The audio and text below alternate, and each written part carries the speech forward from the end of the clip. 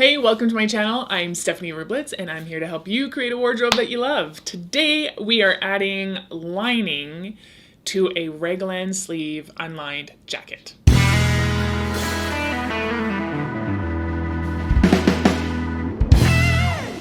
Hey, so if you'll remember, last time we were working on this jacket, I made the outer shell of the jacket. This is the Alston jacket from Sew to Grow and it's meant to be made one of two ways. Either option one, you make it out of a heavier fabric that will not fray, and then you don't have to worry about finishing the edges. Or you make it out of a thinner fabric, you do 2 layers, and you put them together to make a reversible jacket.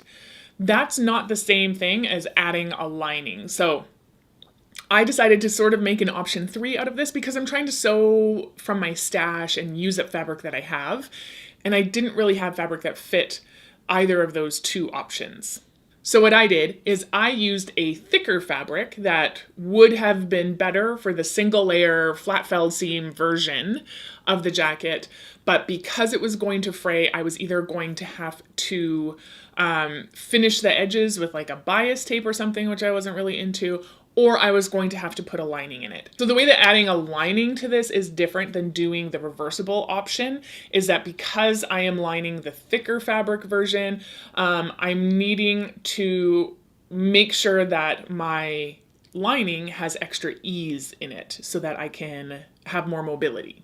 To me, more and more, I feel like we're seeing jacket patterns that are unlined, which in some cases is a really good thing, especially in summer when you're trying to keep cool.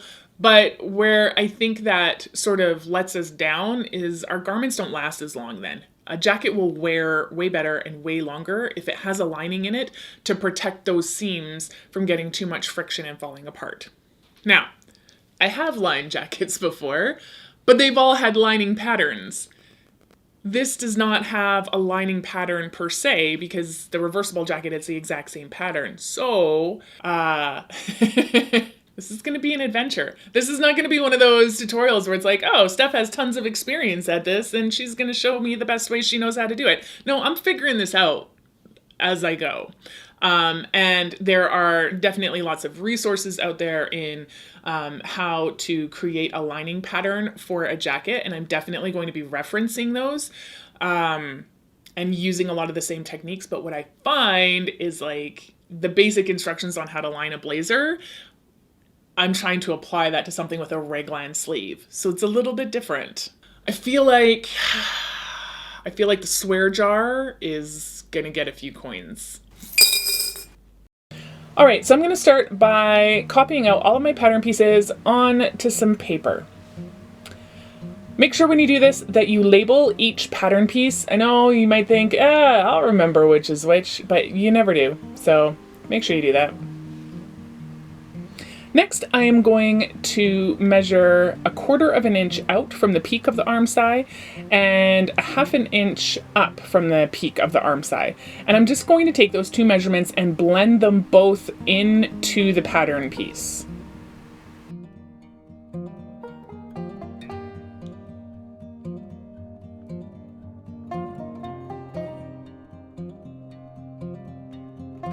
And I'm going to do the same thing with the other arm piece. Now you can see at the bottom of the one piece I have an extra inch added onto that. Pay no attention to that. We're going to get rid of it later. It just didn't work out. All right, here's my front pattern piece, and you may notice these little marks that are kind of strewn around. So what happened was I tried on the shell coat of my garment, and I tried it on open, I tried it on closed, and what I did was I put a pin in the garment everywhere where the fabric folded, so that I could make sure when I created my facing and my lining component for that piece, that I was gonna make sure that I had enough facing that my lining wasn't gonna be sticking out. So I then took the garment off, laid it out, and then I marked where those pins were on the pattern piece. So now I've got those marks and I have this fold line, and that is sort of my baseline for where I want my facing to end. But I have this collar piece too, so I have to take that into account. And I'm just gonna make a mark how far my collar piece goes down, and then I'm gonna blend that into that fold line, and that's gonna give my facing piece and my lining piece. I did just do a bit of a cut into my pattern where I created my lining piece, which I can still tape that together and have a perfectly fine pattern piece after. That's why I did it that way. So now I'm going to go ahead and trace out both my pattern piece for my lining and for my facing. Now the first thing you want to do here, once you have your front lining all traced out, is you want to add your seam allowance to where your front lining is going to connect with your front facing. And you're going to want to do that on your facing piece as well. Unfortunately, I'm not sure where that piece went in my footage, so I think something went wrong with my camera. So make sure that you add that seam allowance on both pieces. The next thing I'm going to do is I'm going to add an extra ½ inch onto the arm side as well.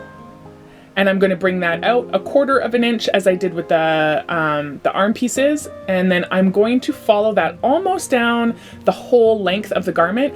But towards the bottom, I am going to blend that in to the original pattern piece, because I want my bottom hem to be the exact same width on my lining as it is on my main garment.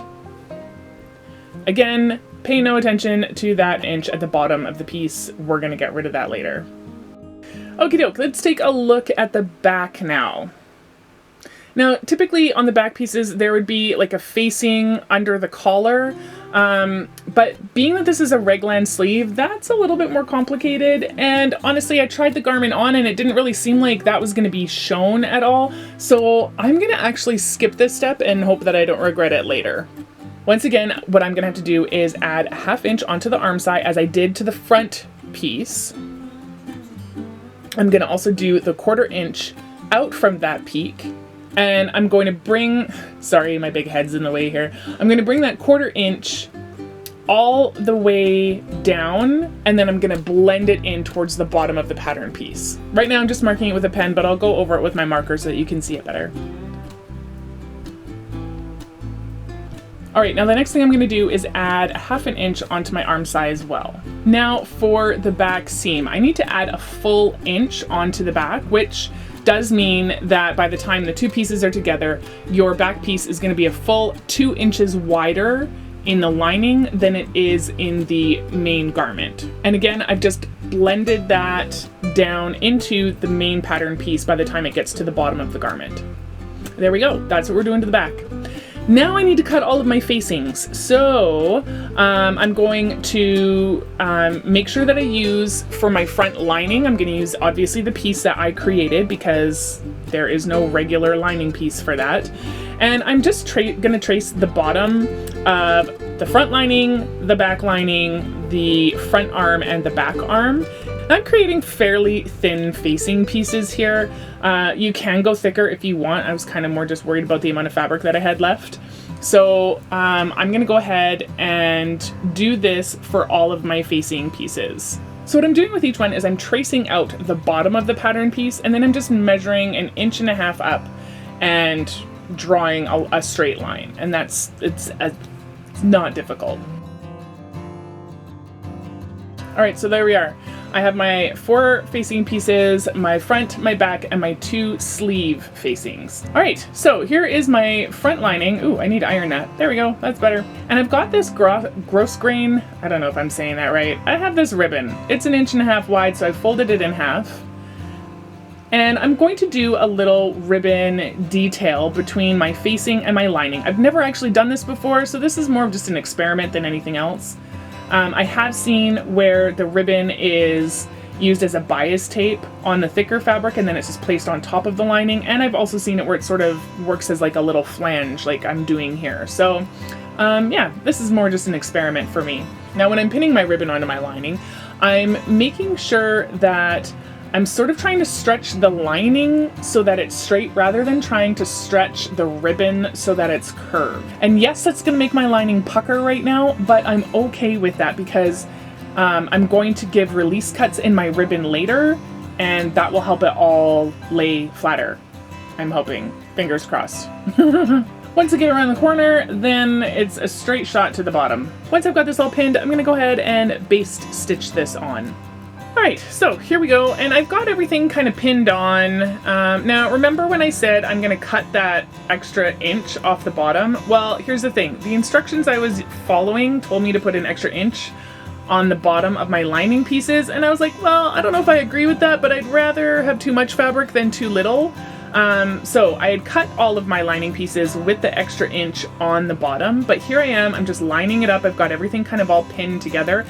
And it just seems like that jump is way too big to me, and I'm thinking that my lining is going to end up sort of billowing out underneath my, like beyond my facing too much, and might even stick out from underneath my garment, and I don't want that. So I did go back and I trimmed all of those 1-inch pieces off and hoped that that was going to work. Alright, so I did notice a little problem with how I had things before. I went and put my bottom facing on, and to do that, I actually unpicked a little bit of the bottom of my ribbon, and I did that because when I put my jump in, so when that fabric folds, I don't want my ribbon to fold and leave a whole bunch of bulk. So I'm going to go and pin my front facing to my front lining, and then we will talk about how that whole jump situation is gonna work out. All right, so let's talk about this jump at the bottom here, because your lining piece will be longer than your main fabric. So I've got my ribbon separated here, and I'm going to line that up with my main fabric. And then I'm going to take the facing at the bottom of my lining, and I'm going to line that up with my main fabric and my ribbon. So all three of those corners should be perfectly lined up.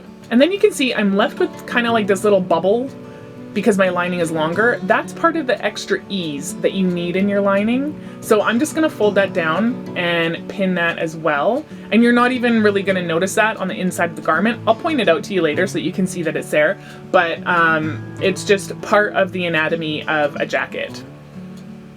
Now I'm gonna go and stitch all that on. All right, so between the lining and the facing and the front, I need to go and put all those release cuts on that curved edge now, otherwise this is not gonna lay pretty at all. What this needs now is a really good pressing. So I'm gonna take it to the ironing board and do that. All right, so I want this seam to lay down really, really nicely for me through laundering, through wear, through everything. You can see I've already put a few stitches in here. And what I'm doing is I'm just doing one row of pad stitching to stitch the seam allowance down to the main fabric of the facing. And it looks like my stitches are super wide, but they're not. I'm just barely picking up a stitch on the front of the facing. Most of the width that you're seeing in that stitch is after I've already come out of that main piece of fabric, and I'm coming up through all the layers of my seam allowance. And I just keep checking regularly to make sure that I'm not making my stitches too big. I will potentially see, you know, a little bit of a pucker or something where these stitches are. Hopefully over time that will kind of just like everything will work its way out and it'll be hardly noticeable at all.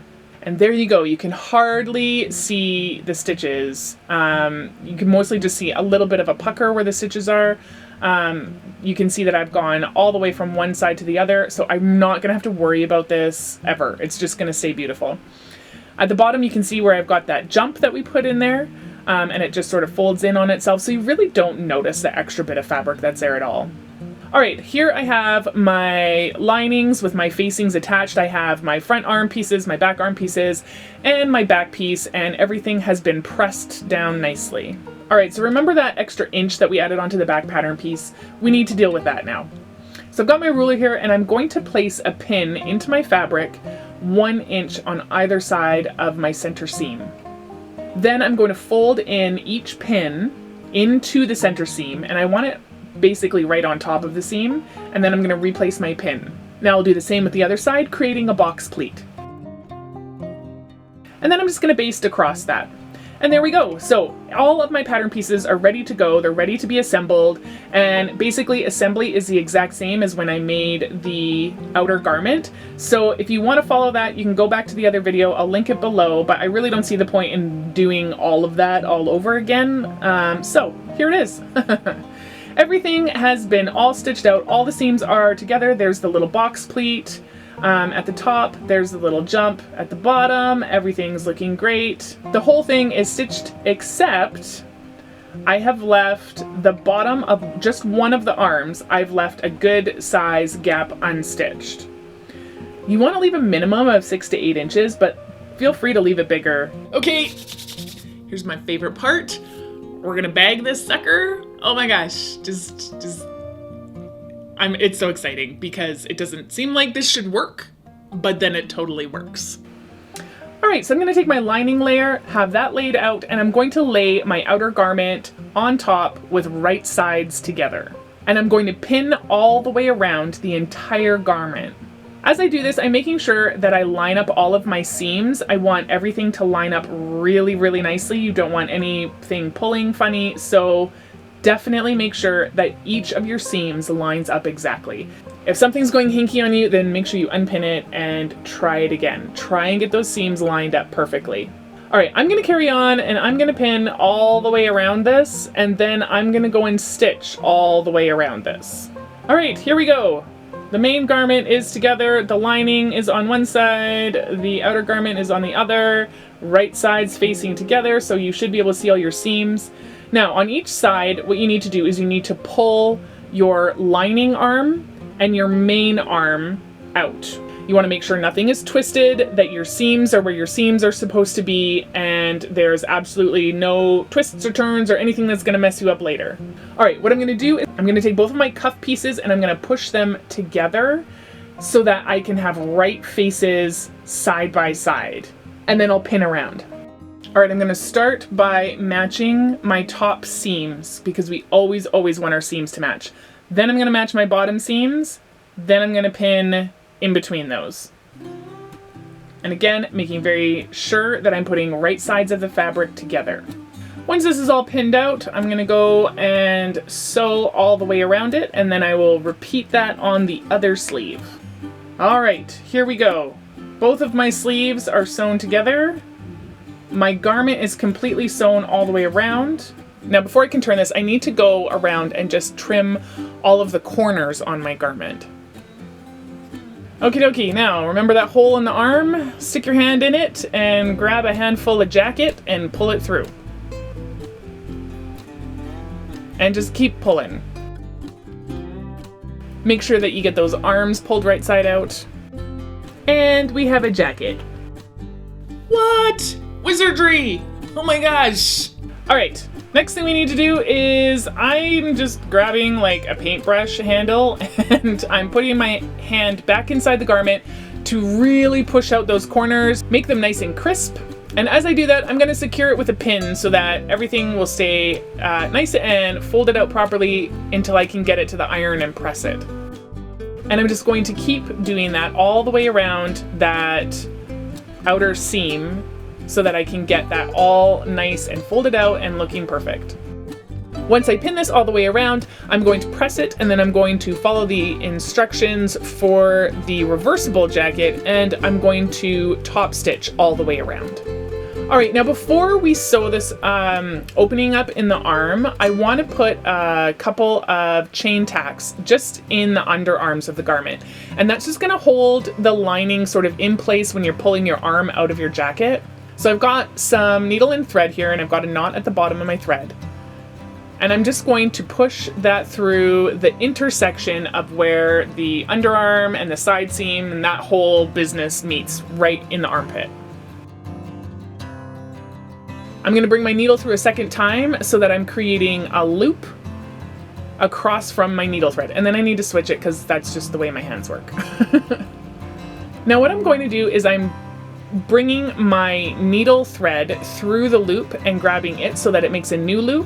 And then when I have that new loop, I just tighten the old loop down and pull it until it makes a knot at the very bottom of the whole thread. And you just keep doing that over and over and it creates this really, really cool knotted chain, which is a stronger thread that will help hold everything together. This is what it should look like at the end. Now I've measured mine and made sure that it's about 1 inch long. And then I just take my needle thread through the loop completely one last time and pull it tight. Then I'm gonna take my needle and I'm gonna put it through the intersection of all those underarm pieces through the lining layer this time. And then I'm gonna tie off that thread. Make sure when you're doing this that you're starting on the underarm that is farthest away from the armhole that you pulled the jacket through. That's just gonna make life a little bit easier for you than starting with the one that's closest to the hole.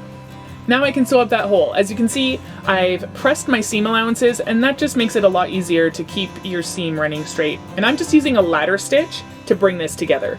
So here it is, all finished, and it is perfect for the weather that we're having in Calgary right now. There's still snow on the ground, but we're getting really sunny days where it's actually quite warm. I can wear it open, I can wear it closed. I love it either way. Although sometimes when I wear it open, I'm finding that it is easier to tie the belt behind me, just so that I'm not accidentally slamming it in my car door and having it get all dirty.